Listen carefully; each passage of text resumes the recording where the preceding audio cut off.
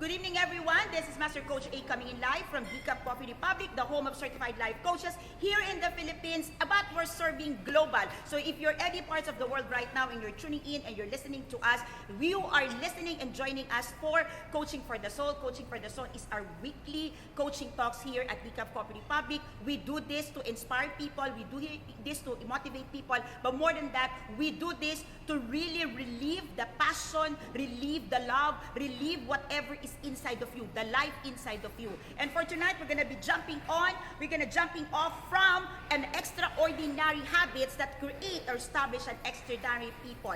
I believe each and every one of us have extraordinary habits, okay? Maybe we say it, maybe we publish it, maybe we just keep it to ourselves, but that habits is creating the foundation of being an extraordinary person. So if you're watching for the first time, I am Coach A, I'm a certified life coach. I do help people make a difference by becoming a certified life coach and being a professional change agent. So just in case this is a season of your life that you're looking for a platform, you're looking for an opportunity, just in case you want to shift a career, you want something to level up whatever what you're doing right now, then life coaching is one discipline, one profession, one practice that maybe, just maybe, this is the best time for you to look into. Okay, if you're joining me for the first time, you can watch the replay. Just in case you're watching this on a replay, you can visit Coach A YouTube channel and you can watch the past episodes of Coach Cafe. Coach Cafe, which is happening every Saturday. Okay, that is right now we're going through the series on our apprentice people. You can also look for Copy High Nat, the talk that I do every Tuesday. And of course, every Thursday is Coaching for the Soul. My coaching talks every week, I came in twice. It's not really just for our tribe right now. Okay, so I love all the people in the house who are the certified life coaches in the house. Magandang gabi. Okay, and we've got guests. Thank you for joining us. But really, my heart right now is to transition from serving the tribe, okay, meaning the people we have certified. Well, I do certification program, life coach certification program, in behalf of the Global Institute for Coaches and Entrepreneurs. Okay, our institute is based in Dallas, Texas, USA. This is under the leadership of Master Coach Lakendra. She is our CEO, she is our founder. And I do this time, not only for the people we certified, but I'm doing this for all the coaches out there. Okay, so wherever you're parts of the world, if you are certified by any other institute, if you have been certified online, or maybe you have not gained any, okay, professional training, courses, workshops on life coaching, okay, coaching at your service, I want to help you. I want to really serve you in such a way that I can help you kick off, jumpstart your coaching practice. If you have questions, you can send me your questions. At any rate, I want to extend really the service to a lot of people out there who's really grasping for breath, beginning or starting this profession. Life coaching is the second fastest growing industry in the whole world today, and the gap is so much for those people wanting, needing life coaching, and to the people who servicing that need. So if you are one person who is naturally gifted, okay, if you are a guest tonight and you are naturally gifted in helping people, ibig sabihin, ikaw yung talagang by default, pag tinanong ka, gusto mong tumulong ng tao. Okay, you are one person who wants to make a difference. You are one person who wants to leave this place a better world. You want, to have an impact. You are one person na hindi ka makakatiis kapag hindi nababago yung paligid mo. Then life coaching is for you. And maybe, just maybe, you just don't know how to start. So, it's either you visit DCAP, okay, where you're located at inside HMR parking compound. This is PSM, the building is PSM Pioneer Street Market. We are at the second floor, okay? Or you can get in touch with Coach Rizal, 0975861661, to get more of the field and to encounter for the first time a life coach. Coach Rizal is our operations manager. She is a certified life coach, and I tell you, really, those people who's getting in touch with Coach Rizal immediately experience life coaching at its finest. So please get in touch with our operations manager. Okay ba yan? Palakpakan natin si Coach Rizal. Coach Rizal has been doing a great job. She's really the face of the institute. She's really the person who you first encounter when you get in touch, you get inquiry, okay, you have the interest of life coaching. And I have to give this to this woman. Right now, there are 213 certified life coaches in the Philippines. We've finished 29 batches so far, and batch 30 is coming up next September 20 and 30 here at Decaf Coffee Republic. So we've got slots, okay? We can still accommodate students. We only accommodate 12 students per class. So if you think you are ready, hoy, wala si Andre ngayon. Andre! Okay, calling Andre. Okay, busy-busyhan. Okay, so please get in touch with us. Okay, now, I'm not really sure if you have heard, okay, extraordinary habits to build extraordinary people. If you're live, joining us live right now, can you just give us a favor, do us a favor, give us an emoji, and after the emoji, okay, share with us one talent. One talent, okay, one talent that you're able to develop because of a habit. Talent. Lahat tayo may talent, right?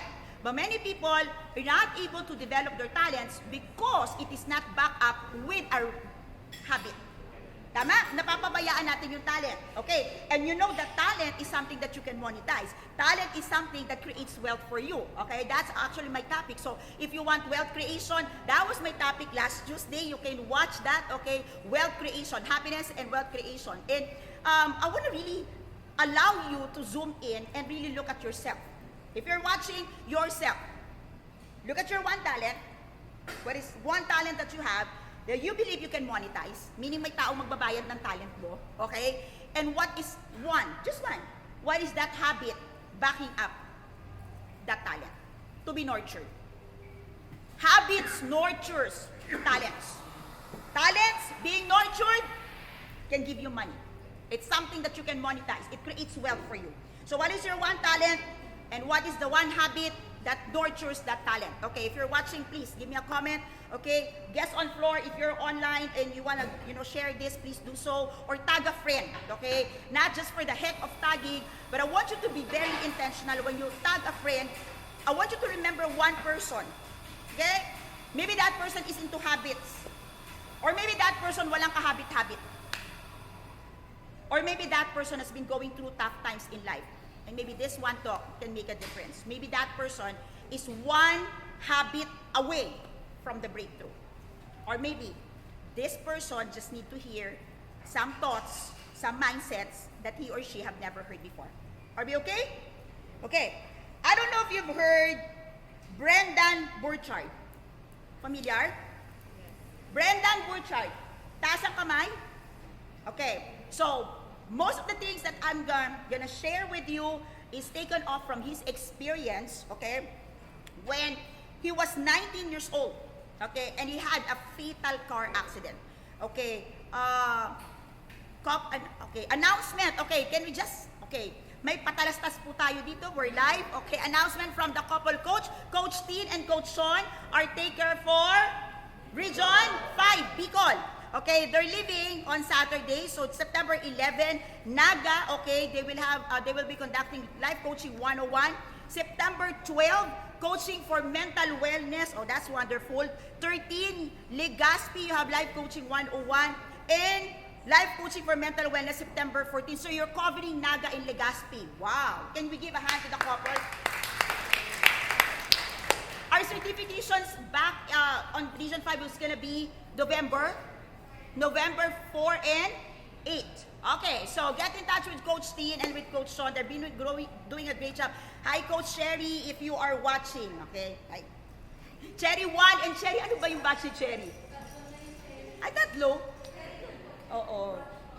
Cherry 1, Cherry 5. But I want to really honor tonight two. Okay, last Tuesday meron tayo 1 from batch 1. Okay, right now we have 2 from batch 1. Coach Erican. Ito pa, Coach Von from Region 5. Yes! Oh, pareho kayong Bicol? Legazpi and? So Bicol team pala yan. Dapat doon pala, may Bicol team pala dito. Okay, si Coach Von daw, ngayon lang dumating, tama? Okay, sorry. Last month I was here. Sorry naman. Tayo pala yung wala. I think we were in Tacloban, no, when she was here. Tuwan-tuwa kami. Nahiya naman ako. Okay.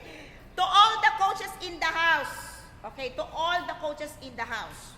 Okay, I just don't want to give you an applaud tonight. I just want to give you really honor for just accepting the challenge to change one life at a time. Can you give yourself a hand? And I mean it.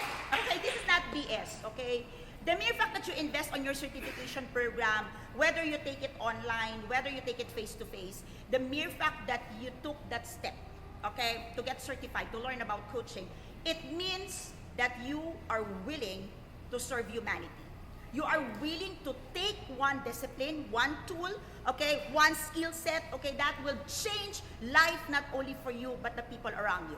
And maybe, just maybe, you just need help, you just need support, you just need a community and a tribe, and we would like to welcome you to Decaf Coffee Republic. This is our headquarters in the Philippines. And now, officially, I'm welcoming you and opening the house, not only to all the graduate of TLCTI, that's our former name, okay, we are opening the house to all the coaches, both certified and longing to be certified. Is that okay? Magandang gabi sa inyong lahat. Okay.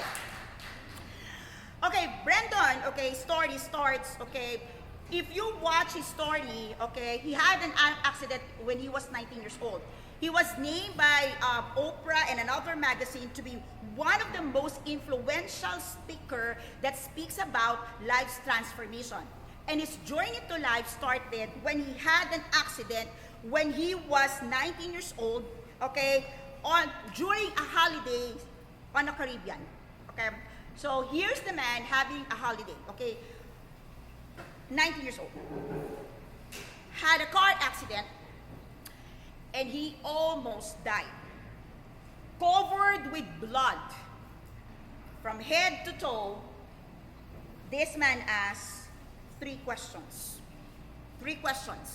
Hindi pa naman siya life coach noon, kasi 19 years old lang siya. But he asked these questions. And maybe you can ask these questions to yourself right now. Okay? Did I live? Did I love? Did I matter? Did I live? Did I love? Did I matter? Did I really live? Did I really love people? Did I really matter in a lifetime? Think about it. If tonight is your last night and tomorrow will not come, can you answer that question? Did you live? Did you love? Did you matter?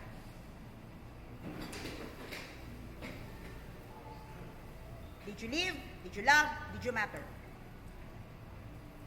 We all live. That's what we think. And sooner or later, you will leave this world. But how will you answer these three tough questions? I believe this is tough because this changed the life of this young man, age 19, that really, after that, this man said, I will dedicate my life helping, I will have to read this because this is a statement, I will dedicate my life helping millions of people transform their lives and feel more alive, engaged, and fulfilled. Age 19, had a fatal car accident, all blood. Did I live? Did I love? Did I matter? After that, he came to his senses when he was rescued, when he was recovered, and he got healing. He said, I will dedicate myself helping millions. So he got his mind, millions of people to transform their lives. So our marching order, our battle cry in Decaf Coffee Republic is be inspired, be transformed. Yun lang yung amin. Yung kanya may kadugtong. Transform people's lives so people can feel, live and feel, tatlo, alive, engaged, fulfilled. He's very clear. Alive, engaged, fulfilled. Alive, not just living. Engage, because only in engagement can you give love and receive love. Love is an action word. You just say, I love you. And you don't even pick up the phone when that person calls, or maybe you can't even send a message to check on that person. That's not love. And he said, fulfilled. How do you know that you are fulfilled? Well, that's also part of my talk last Tuesday. But you are fulfilled if you have mattered to someone, to some people, because of the value that you have created. So as I begin tonight, I want to throw the same question. Do you live? Do you love? Do you matter?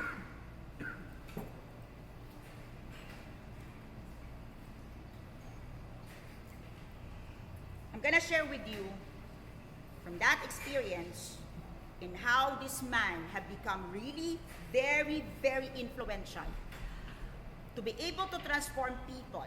Whenever he encounters people, whenever he talks to people. Who are the certified life coaches in the house? Yeah, here. We always say this. I want to make a difference. I want to help people. I want to transform lives. We facilitate a process to transform lives. But the truth of the matter, we don't really know. We are not really clear on how we want to do it. Right? This man is very clear. He said, if you want to serve humanity, you've got to be clear on 3 things. I'm really taking it off from where he started becoming really one of the most influential speaker, transformist, how you call it. Said, you need to have clarity, clearly, okay, you have to be clear with, hear me out on this, who you are, your identity. Many times we cannot introduce ourselves. Most of the time we introduce ourselves based on what we do. That's why if you have retired, okay, if you are on transition, if you are self-employed, if you are a freelancer, you're struggling to introduce yourself because you feel less. It's different when, yeah, I'm X. I'm the vice president of W Bank. It's different. What about when you retire? What about if you are on transition? What about if you are coming from accident and you're healing?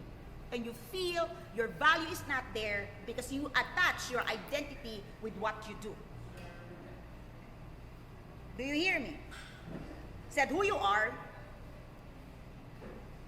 Here's the thing. You want to change people? You want to change the world?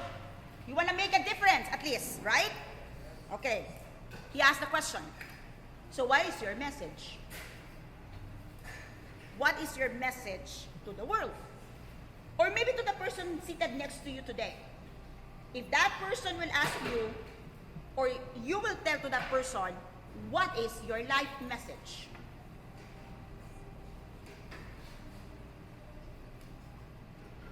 Yes, Coach Candy. We're live. Okay? Pumalakpag ka kayo para alam ilang live. Walang nagsasalita. No, we're live. We're live. It's important for me to, you want to check we're live. Send in your questions. We've got Coach PB, Coach Rog helping out. Okay? So you can send your questions. But of course, many of you are sending me private message. I don't have my phone with me right now, so I'll get back to you after my talk. Okay? Okay.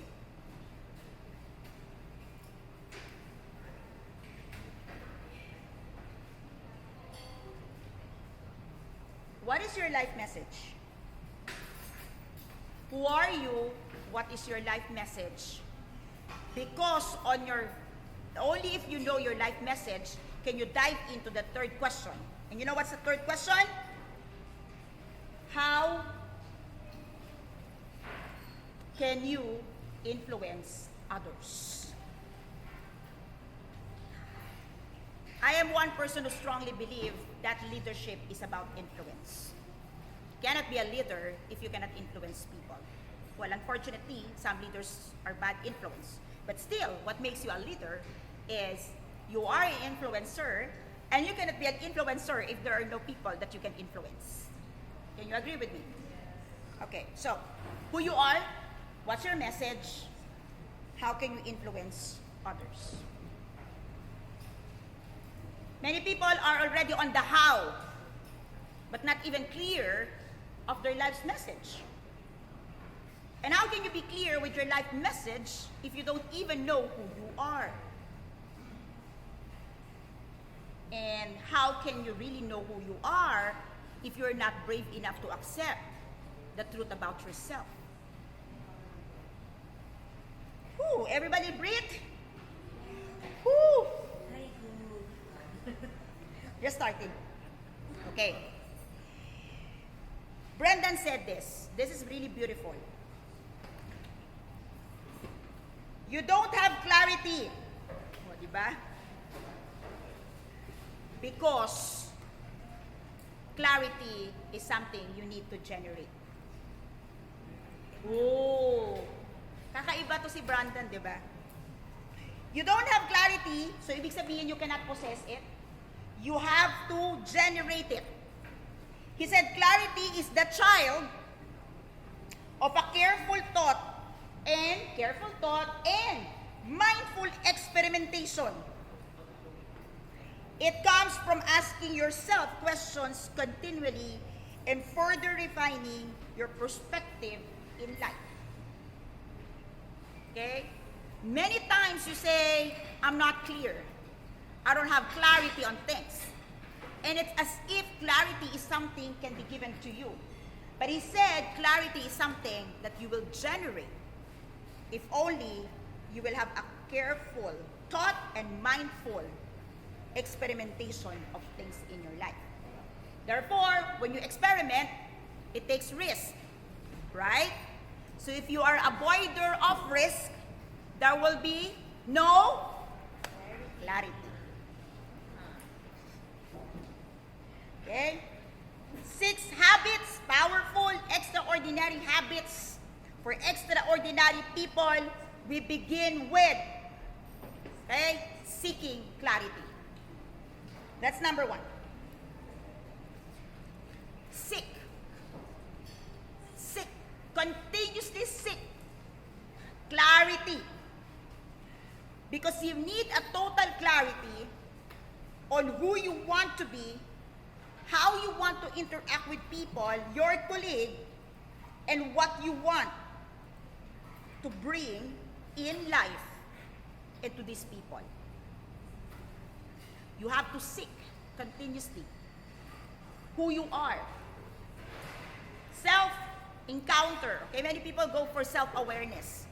But as a life coach, I go through a process, I allow my clients to go through the process of self-encounter. Many times you say, I know myself. Oh, that's a very dangerous statement. Trust me, I can prove you wrong. You don't know yourself. Because if you know yourself, you will not back off when you encounter the truth about yourself. It's beautiful when you look at yourself and you see, oh my God, I'm so kind, I'm so beautiful, okay? I'm so young, okay? It's okay. Then you know yourself. What if you look at the mirror and you see, oh, I'm so prideful, I'm so boastful, I'm so lustful, oh my gosh, that's not me. Who you? Mirror? Oh, no, not you. Not you, not me. Not today, not ever. I don't want to look at that mirror. Oh my gosh. Seek clarity consistently because every day you will discover and encounter new things about your life.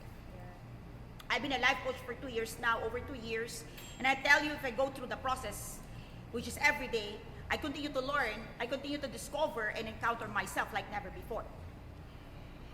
And it's just like, what have I done? Okay? What have I done? So do I get it on an instant? No, I don't. Because the more you gain in wisdom, in clarity, guess what? The more you encounter the not so good of you. Interesting. Okay? Why do you need clarity to encounter those things that needs to be? Okay, hear me out on this. Those things that needs to be improved, okay, for you to get the maximum results. Truth of the matter, it is a sugar coat of things that are not really good with you. Agree, disagree? Yes? But we sugarcoat it. Just need improvement. Need polishing. Need fine-tuning. Oh no, I'm just recalibrating. Okay, good. Truth of the matter, it's not good. It's messed up. It's working but not efficient. Am I correct? Okay. When you gain clarity, you see that. Unfortunately, many people who see the not so good part, when they start seeing the not so good part, here's the default statement. You want to hear the default statement? I'm confused. Can you connect? Lunok, ang daming lumunok. Uminit. Aircon, please. Isn't it true? I'm so confused. I don't know what to do. Really? Are you scared of what you have encountered and who you encountered? You're not confused. You're running away. So it says, you want to be extraordinary? One extraordinary habit to begin with is to consistently, every day, seek clarity.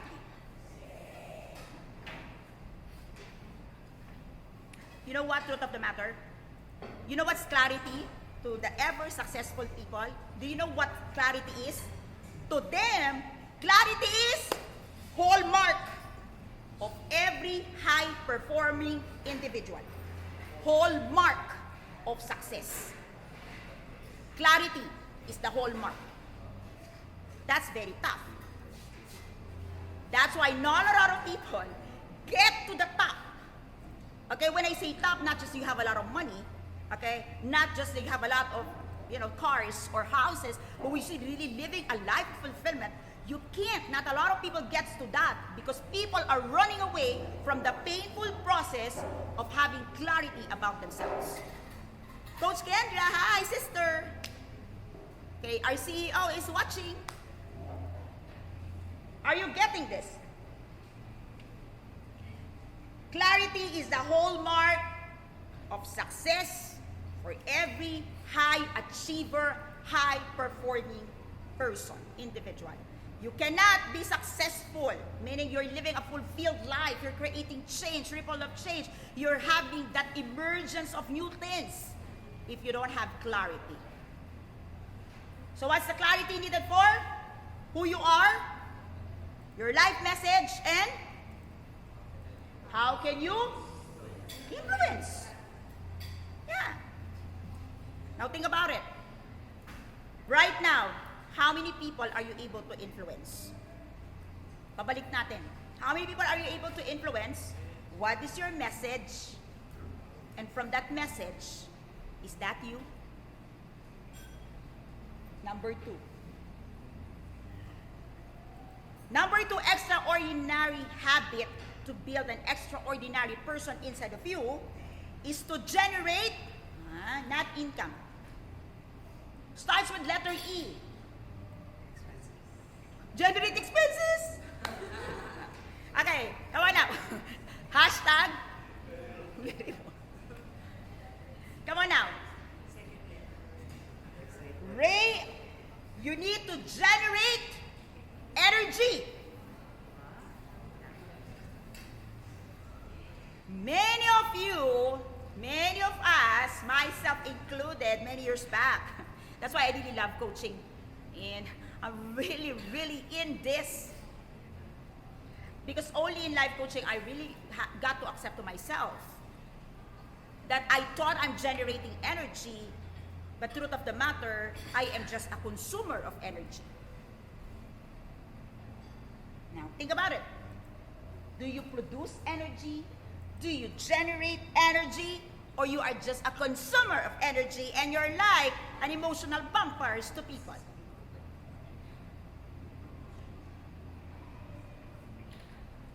So what habits successful people have, extraordinary people have? They are a consistent energy. Energy machine. Not an energy bunny, okay? I'm not talking about the people who all over the place.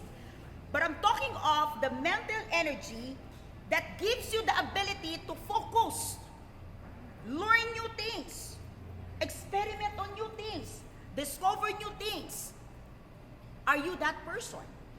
O whenever someone is with you, after kang kausapin, after the talk, that person is so drained because you are an emotional vampire. Are you an energy consumer or energy generator? There's no in between. It's either you generate and produce energy or you are just a consumer of energy. You're not gonna create anything. You will never be an extraordinary person if you all do is consume and consume and consume. Inubos mo kaya yung energy ng tao? Do you really want to follow someone who's consuming your energy? Are we good in this? Habit number 3.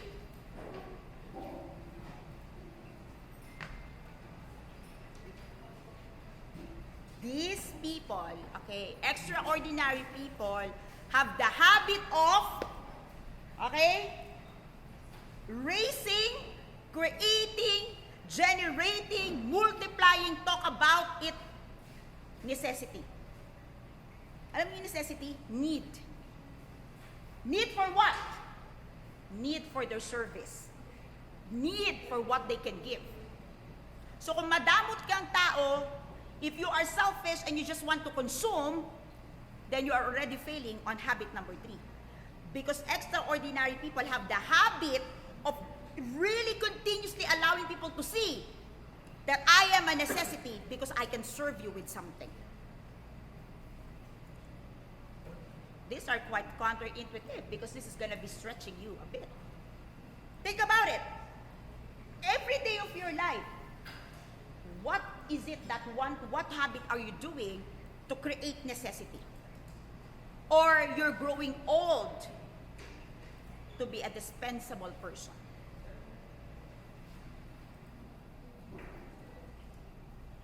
Now, why you become a necessity? Because of your core values, because of your nurturing skills, because of your passion, your commitments, your service, because there's something that you can offer, and when someone needs something, you are someone they can always think of. Who among you here can relate and can remember that there's one person in your life that you would always call when you need something? You want something, alam mo yun, meron ka laging tinatawagan, o ikaw yung laging tinatawagan. Yeah? May necessity. That person knows that you can be that person. Similarly, there are people in our lives that we know we can count on. Di ba yung ganon? Can count on me. I can count on you. Have you said that to someone? May nagsabi na ba sa'yo niyan? Meron? Okay, are you in the habit of creating that every day? Are you in the habit of building that necessity? Yes, Coach Erwin? Tulala tayo? Hindi. Okay? Habit number 4. Okay, eto na. Paborito ko to.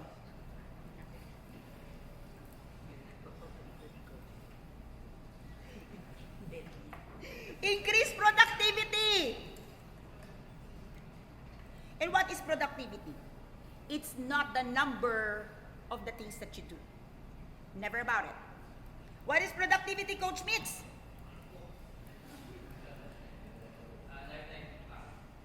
Lifetime impact. High level value. High level of contribution. Okay? You can be doing 20 things with no impact. That's not productivity. Productivity is you are creating something of higher value that can also create value in other people. Then you tell me you are productive enough. You experience there are times you've been working, you've been doing things for the whole day, and you come home, you're not tired. You still have a lot of energy. And you feel you are so productive. There are days you work, you spend outside of the home, outside of your house for 2 hours, 3 hours, and you feel so depleted. Because the way you use your time and your energy is not productive enough. Think about it. Between, okay, doing something and watching the clock tick, tick, tick, tick for 1 hour, which is more difficult. Huh? Watching the clock. Bayaran mo kung di ako papantayan ko yung clock. Yeah. I don't think anyone of us here will welcome the job of just just watching the clock.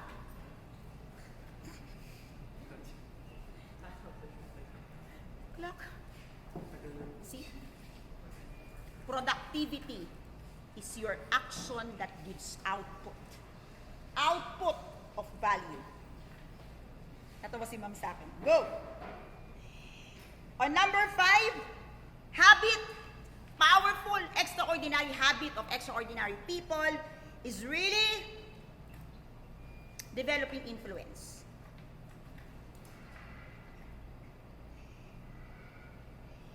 To achieve great things in life, you should have the ability, the capacity, the agility, okay, to influence people.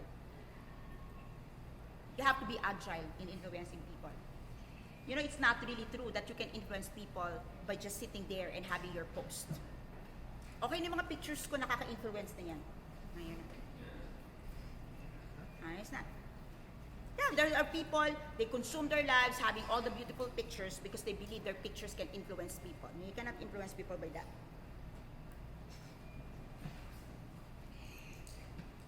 Because if you're able to develop influence, you know what would happen? You will consciously develop a network, a tribe, a family of people with achievements, with goals, with process, or with vision that seems to be impossible, but because you're together in that road, in that journey, it becomes possible. You know, think about it. How many times there are things in your life that you really love to achieve and it's so impossible and it becomes possible because somebody influenced you about something? Tama. You can't even think of that being, coming true. But somebody came into your life. That person influenced you. What happened? Kaya mo na. That's what we're talking about, influence. So every day of your life, are you in the habit of developing that kind of influence to other people? And on number 6, sino na? Sinong gustong humula ng number 6? Demonstrate. Saan galing yun? Bakit mo alam na courage? Correct.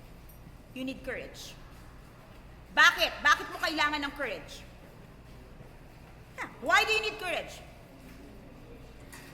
Why do you need courage? What is courage for? Because things don't just happen. You have to make it happen. Now, here's the thing with habits. Habits is what? Continuous. Habits is tuloy-tuloy. Habit is what? Engraved to you. Now, will you fail during the development of the habit? Okay, that's where you need the courage. Because every habit that you begin with, you will not make it at first try. Okay. There is an experiment that says that in every habit that we begin or we start off, okay, every habit that we start off, our ability to make it happen within the first 10 try, so sa 10 beses mo tinry, is not even 50%. Yeah, try mo. Ilang beses ka nang nag-try to eat a healthy food?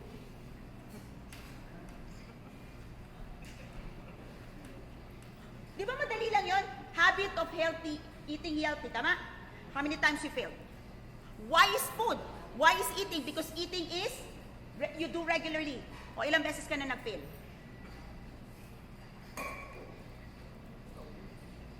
Because if habit is easy to do, what would happen?